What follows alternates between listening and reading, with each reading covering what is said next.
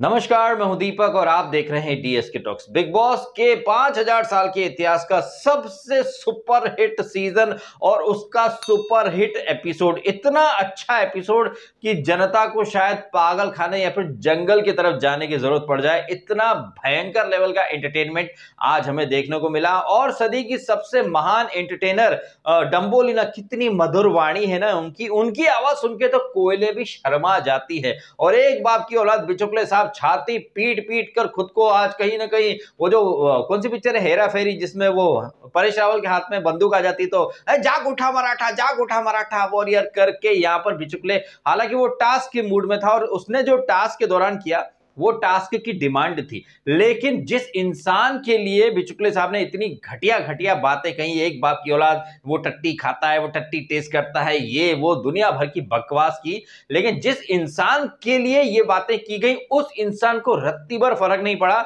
लेकिन चाय से ज्यादा केतली यानी कि पोटीलिना यानी कि प्रतीक की अभी फिलहाल एकदम खासम खास डंबोलिना के गुर्दे कैसे छिल गए और हमें डंबोलिना का वुमन कार्ड देखने को मिला।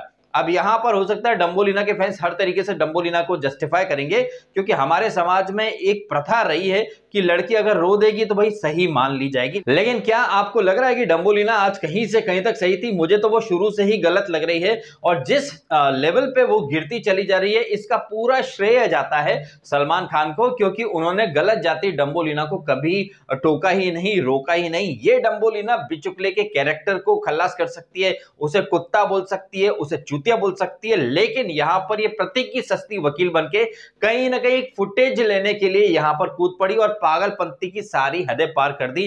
अफसोस की बात यह है कि इस पागलपन को यहां बिग बॉस के मेकर्स एंटरटेनमेंट बोलते हैं, और तो भाई अगर आपका ये लेवल है एंटरटेनमेंट का तो आई थिंक पागल खाना आप लोगों के लिए बेस्ट जगह होगी। ये जब एपिसोड स्टार्ट हुआ तो लगा कि काफी अच्छे नोट पर ये एपिसोड खत्म होगा, और जो प्रोमो बिग बॉस के लोग रन करते हैं, ये जो उमर को पनिशमेंट वगैरह देने की कुछ बात चल रही थी, ये तो शायद कल क्या शायद परसों के एपिसोड तक खींची जाए, क्योंकि जिस हिसाब से यहाँ पर चीजें चल रही हैं, ये जो डंबोलिना और ये डंबोलिना एपिसोड के एंड में बाथरूम में बंद करके चीजें तोड़ रही है, फोड़ रही है, मतलब न इसका लेना एक न देना दो। बेगानी शादी में अब्दुल्ला दीवाना करके एक कहावत चलती है, मुहावरा चलता है, लेकिन आई थिंक वो बदल जाएगा बेगानी शादी में देवोलीना दीवानी। किस कदर वो दीवानी हो रही है तुम्हारा कोई मतलब नहीं है, तुम्हें कुछ नहीं बोला गया, लेकिन तुम यहां प्रतीक की वकील बनके चाय से ज्यादा केतली गर्म होकर उबल रही हो, उफन रही हो। 4 कंटाप लगाने चाहिए भैया ऐसे लोगों को और जंजीरों में बांध करके पागल खान के अंदर 440 नहीं 4440 वोट के करंट के झटके मारने चाहिए। मुझे तो बड़ी सिंपैथी हो रही है यार डंबोलिना के पास पड़ोस में जो लोग रहते होंगे, जिस बिल्डिंग में ये रहती होगी, आई थिंक वहां के कुत्ते भी डरते होंगे कि कहीं डंबोलिना हमें ना काट ले, अदरवाइज 48 इंजेक्शन लगाने पड़ जाएंगे। आई थिंक पहले 14 लगते थे, क्या कितने लगते थे, आई थिंक अब 48 लग जाएंगे, क्योंकि डंबोलिना जैसे जानवर अगर किसी कुत्ते को काट लिया भाई तो उस कुत्ते का बचना मुश्किल ही नहीं नामुमकिन हो जाएगा। वैसे इस एपिसोड की स्टार्ट होती है जहां पर उमर वर्सेस तेजा टास्क चल रहा था, बर्फ को पिघलाना था, और बिग बॉस के सो कॉल्ड चैलेंजर्स ने कल रात के एपिसोड में बताया था कि कैसे उन्होंने आनंद फानंद में बर्फ पिघला दी थी। Light camera action fake show scene 1 take 5 करके यहां पर टास्क शुरू करवा दी जाती है, जहां पर हम देखते हैं कि so called intelligent, so called engineer ये डंबोलिना की सगी बहन तेजोलिना अलग ही लेवल पर वो टास्क को लेकर जाती है, उसे पल्ले ही नहीं पड़ता। इधर डॉक्टर उमर रियाज, जिन्हें की वॉयलेंट बोला जाता है, जिनके बारे में एक प्रोमो रन हुआ कि उमर रियाज ने कर दी सारी हदें पार, लेकिन यहां पर उमर बड़े बढ़िया तरीके से वो टास्क को कंप्लीट कर लेता है। बर्फ को बार बार गर्म पानी डाल के बार बार जबरदस्त तरीके से वो अंदर जाता है, बाहर आता है, वो तेजा की हेल्प भी करता है, अपना पानी गर्म करता है तो तेजा का भी पानी गर्म करता है, तो यहां पर उमर वो राउंड जीत जाता है और तेजा वो राउंड हार जाती है। तो तेजा के चेहरे पर अलग ही दिख रहा था कि अंगूर खट्टे हो गए मैडम के, सोर लूजर वाला कहीं ना कहीं वो तेवर दिखाने लग गई। और इस राउंड के बाद जब एक रिएक्शन या इमोशन निकालने वाला जो टास्क शुरू करा, बस वहीं से ये एपिसोड एक पागलपंती और एक पागल खाने में कन्वर्ट हो गया। यहां पर चूंकि पहला राउंड करण जीत चुका था, फिर अगले राउंड में उमर जीता था, तो राखी के साथ ये भी को संचालक बन जाते हैं और यहां पर रिएक्शन निकलवाना है। टास्क होती है बिचुकले बाबा शम्मो मैडम, शम्मो महारानी, और पॉटी लीना में से लीना को हटाकर जो बचता है पॉटी यानी कि प्रतीक यहां पर बैठा रहता है। मानना पड़ेगा यहां पर प्रतीक और शमिता ने जबरदस्त दम दिखाया है। हालांकि यहां पर आपको रिएक्शंस निकालने हैं, लेकिन यहां पर जिस तरीके से घर वालों ने ये टास्क की, स्पेशली मैं बोलना चाहूंगा राखी ने बहुत एफर्ट लिया। बिचुकले बाबा तो पहली बॉल पर आउट हो गए और जिस तरह से वो हंस पड़े, इसके बाद वो जो बौखलाहट की हदें पार की हैं, वो टास्क के लिए जरूरी था। लेकिन इस टास्क के बीच में हम देखते हैं कि निशांत अलग ही लेवल पर अपनी गाड़ी ले जा रहा है। तेजा और डंबोलिना की यहां पर मैं बात करना चाहूंगा। तेजा कह रही थी टास्क का रिजल्ट हमको पता है तो टास्क करके क्या फायदा। डंबोलिना भी बोलती क्या अनफेयर हो रहा ना, जब इनको इसी को शमिता को जिताना तो फिर क्या फायदा। वाह भाई वाह, अभी 2 वीक पहले तक तो जब ये डंबोलिना ने राखी को बोला था कि कुछ भी हो जाए मेरा हाथ टच हुआ, मेरा हाथ टच हुआ है, तब तुमने नहीं बोला कि क्या फायदा ये टास्क करने का। और इत्तेफाकन डंबोलिना ये सारी चीजें तेजा को जिताने के लिए कर रही थी, तब तो तेजा ने नहीं बोला कि क्या फायदा ये टास्क करने का जब मुझे ही जिताया जा रहा है। तो जब तक इनके हिसाब से चीजें अनफेयर जाएं, जब तक इनके हिसाब से चीजें प्री प्लान की जाएं, जब तक इनके हिसाब से टास्क का रिजल्ट क्या होगा वो ऑलरेडी डिसाइड किया जाए, तब तक सब कुछ अच्छा होता है भाई साहब। लेकिन जैसे यहां पर तेजा आउट हो गई तो उसका इंटेंशन ये था कि अगर मैं हारी तो फिर ये प्रतीक भी हार जाए। अब यहां पर इस परिस्थिति के ऊपर 3 इडियट का एपिक सीन और एपिक डायलॉग परफेक्टली फिट होता है कि अगर तुम फेल हो जाओ, दोस्त फेल हो जाए तो दुख होता है, लेकिन तुम फेल हो जाओ और साला तुम्हारा दोस्त टॉप कर जाए तो दुख की कोई सीमा नहीं होती, ये सारा दुख खत्म ही नहीं होता है। तो तेजा यहां पर ये चाहती थी कि जितना हो सके प्रतीक भी ये हार जाए ये टास्क। और यहां पर निशांत, कहने को लोग कह सकते हैं कि निशांत सच्ची दोस्ती निभा रहा था, क्योंकि उधर दूसरे फेक हाउस में बैठे लोग कह रहे थे कि हाँ निशांत हमेशा खड़ा रहता है प्रतीक के लिए, जबकि मैं बिग बॉस ओटीटी के टाइम से ये कहता आया हूं कि अगर निशांत जैसा दोस्त है तो आपको दुश्मन की कोई जरूरत नहीं है, क्योंकि निशांत यहां जिस तरीके से ओवर रिएक्ट कर रहा था, इन सारी चीजों का नुकसान प्रतीक को ही होता है। क्योंकि और ये बाद में प्रतीक को बोल भी रहा था कि गिव अप कर दे, ये कर दे, वो कर दे। होता क्या है ना, जब ये बात करण कुंद्रा ने भी पकड़ ली कि साइकोलॉजिकल गेम ये लोग खेलना चाहते हैं, हमें इस झांसे में नहीं आना है, तो यहां पर ये जो पॉइंट जो मैं हाईलाइट कर रहा था कि निशांत करता है चीजें ये जताने के लिए, दिखाने के लिए कि वो प्रतीक के लिए स्टैंड ले रहा है, प्रतीक के लिए एक कहीं ना कहीं माहौल बना रहा है। लेकिन ऐसा एक नहीं बल्कि कई बार ऐसा हो चुका है, right from big boss OTT to ये बिग बॉस 15, निशांत ने जब जब प्रतीक के सपोर्ट की एक्टिंग की है, कहीं ना कहीं उसने प्रतीक के लिए गड्ढा ही खोद दिया है। फिर चाहे वो विधि जब नहा रही थी, वो बाथरूम का लैच तोड़ने के लिए भी इसने प्रतीक को सपोर्ट करा था। फिर वो जय वर्सेस प्रतीक की कैप्टनसी वाली टास्क चल रही थी, वहां पर भी इसने निशांत ने सपोर्ट ही करा कि हाँ वो किल्ला उठा करके फेंक दे। बट इस तरह की चीजें करके निशांत प्रतीक का फायदा कम और नुकसान ज्यादा कराता है। होता क्या है, जिस तरह से करण कुंद्रा इरिटेट हो गया, बौखला गया, और अगर हालांकि उमर और राखी थोड़ा सा यहां पर सेंसिबल तरीके से कंट्रोल कर गए खुद को, अदरवाइज होता क्या, सामने वाले को एक रीजन आप दे देते हैं एक्स्ट्रा, ताकि वो आपके जो फेवरेट है, आपका जो खास है, उसे थ्रो अवे कर दें या फिर हटा दें। क्योंकि ऐसा ही कहीं ना कहीं करण कुंद्रा के मन में आ चुका था कि यार ये बहुत इरिटेट कर रहा है। तो ये जो निशांत अपनी बकवास बार बार कर रहा था, अतरंगी लॉजिक ला रहा था, ये बेवकूफ है, इन्हें करना नहीं आता, ये वो ये कमजोर लोगों की निशानी, तरह तरह की वो बातें कर रहा था, उसका साथ दे रही थी डंबोलिना और तेजा। एंड वो करण जो ऑलरेडी निशांत की बातों से काफी ज्यादा चिढ़ चुका था, इरिटेट हो चुका था, आग में घी डालने पहुंच जाती है तेजा। तेजा को क्या मतलब था भाई, तेजा को इतनी फिक्र है, जब वो ये करण और तेजा का टास्क चल रहा था वो 1 वीक पहले, तो ये डंबोलिना और राखी के अनफेयर चीजों को डिफेंड करने के लिए करेंसी लड़ रही थी। यहां निशांत से तू ऐसे क्यों बात कर रहा है, निशांत ने ऐसा क्या बोल दिया। यहां पर ये जो सो कॉल्ड प्योर सोल और सो कॉल्ड सच्ची जो प्रेमिका एंड सो कॉल्ड भाभी ऑफ दिस सीजन कैसे अपने होने वाले शौहर से, अच्छा अगर वो बाहर जाएंगे तो ही शौहर हो पाएंगे, अदरवाइज यहां तक तो सिर्फ बॉयफ्रेंड गर्लफ्रेंड चल रहा है। तो यहां पर अपने सो कॉल्ड बॉयफ्रेंड से ही वो लड़ पड़ती है किसी थर्ड पार्टी के लिए। पहले वो डबोलिना के लिए इससे लड़ी, राखी के लिए इससे लड़ी, अब वो निशांत और प्रतीक के लिए इससे लड़ने आ रही हैं। और जब करण बोलता है कि तू ये गेम अपने तक रख, मेरे साथ मत खेल, तो बोलती मैं कहां कुछ बोल रही, मैं तो, अरे जब तुमको बोलना ही नहीं है तो तुम्हारा काम क्या है, तुम तो इस टास्क में कुछ कर नहीं रही हो। और करण संचालक है, को संचालक है, तो तुम उसके दिमाग में एक फितूर डालने के लिए आ जाती हो। और जब करण थोड़ा सा कुछ बोलता है तो नहीं, मैं मुझे क्या मतलब, जब तुम्हें मतलब ही नहीं है तो तुम आ क्यों रही हो बड़ी अम्मा बन के।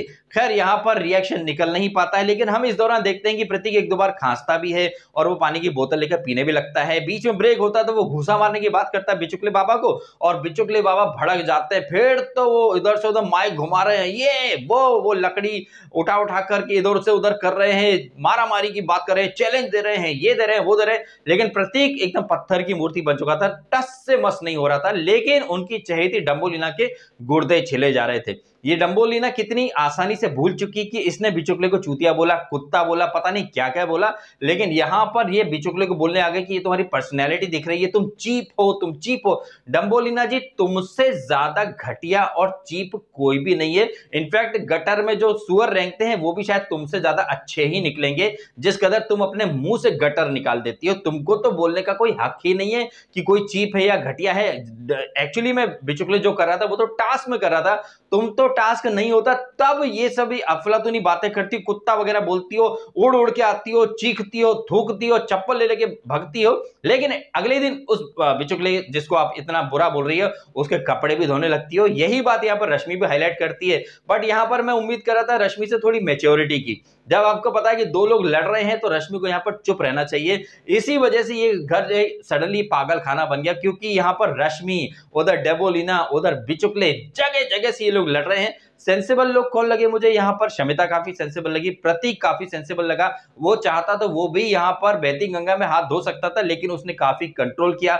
उमर ने काफी कंट्रोल किया और बिचुकले को बार बार पानी भी पिला रहा था, उसे रेस्ट करने का भी बोला। उसने रश्मि को भी बोला कि रश्मि तुम तो मत बोलो यार। तो यहाँ पर इस परिस्थिति में मैं ये कहना चाहूंगा कि ये जो कंटेस्टेंट हैं, जो कि सो कॉल्ड सेलिब्रिटीज हैं, इन लोगों को लेट गो करने की आदत डालनी चाहिए। ये लोग हर चीज को कहीं ना कहीं एक मुद्दा बना लेते हैं, फुटेज के लिए, दिखने के लिए। लेट गो करना भी आना चाहिए, जो कि शायद इन्हें इनके पेरेंट्स ने और इस सीजन के होस्ट ने सिखाया ही नहीं है। कई ऐसी चीजें होती हैं जो आपको सिरे से इग्नोर कर देनी चाहिए, क्योंकि ये जो टास्क थी यहां पर आपको ये चीज दिमाग में रखकर चलनी चाहिए थी कि बद से बदतर हालात होंगे, घटिया से घटिया चीज हमारे साथ की जाएगी, घटिया से घटिया बातें कही जाएंगी, हमें टच से मस नहीं होना है। और ये काम किया भी प्रतीक ने भी और शमिता ने भी, इन्हें फुल मार्क्स में देता हूं। लेकिन डम्बोलिना को क्या जरूरत थी? और ये डम्बोलिना जब इतना बढ़ बढ़ के कूद रही है, तो जब ये डम्बोलिना इतना आग बबूला हो रही थी, प्रतीक को वहां पर आकर बोलना चाहिए था कि डम्बोलिना, इसने जो बोला मुझे बोला, आपको क्या प्रॉब्लम है?